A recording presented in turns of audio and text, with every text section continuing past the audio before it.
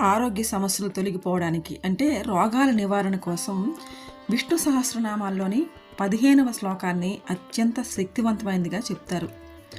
వేద్యో వైద్య సదా యోగి వీరః మాధవో మధుః అతీంద్రియో మహామాయో మహోత్సాహో మహాబలః. ఈ శ్లోకాన్ని నిత్యము చదువుకోవటం వలన మన శరీరంలో ఏ రోగాలున్నా తొలగిపోతాయి. ఎందుకంటే భగవంతుడిని ఇక్కడ మనము వైద్య అంటే మన రోగాలను నయం చేసే డాక్టర్గా కొలుస్తున్నాము. వైద్యో నారాయణో హరిహే అంటాం కదండి. అలాగే ఈ శ్లోకం చదువుకుంటే విద్యార్థులకి జ్ఞాపక శక్తి కూడా పెరుగుతుంది.